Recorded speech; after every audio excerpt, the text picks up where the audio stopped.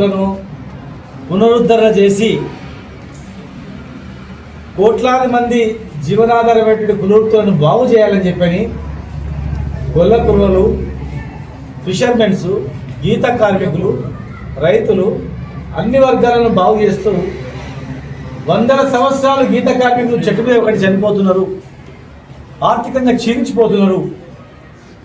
కళ్ళు అనేది చీప్ డ్రింక్గా తయారు చేసిండ్రు. ఎన్నో ఔషధంగా ఉన్నటువంటి కళ్ళు నీరను కనుమరుగు చేసిండ్రు.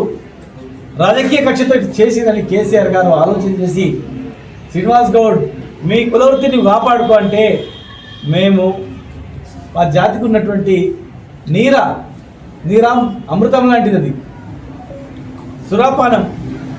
నీరాను ప్రపంచానికి మర్చిపోయినట్టు దాన్ని మళ్ళొకసారి పర్చేజ్ చేసి బీసీ కార్పొరేషన్ ద్వారా ట్యాడీ టాపర్ కార్పొరేషన్ నుంచి దాదాపు 20 కోట్ల రూపాయలతో ఈ భారతదేశంలో ఎక్కడ లేనటువంటిది, కేసీఆర్ గారి ఆలోచనతో ఈ దేశంలో ఎక్కడ లేనటువంటిది నీరా పాలసీ తీసుకొచ్చి ఆ నీరా పాలసీలో ఈ కులవృత్తి వాళ్ళే అమ్మాలి, వీళ్ళే గీవాలి అని చెప్పి గౌడనలకే ఇచ్చి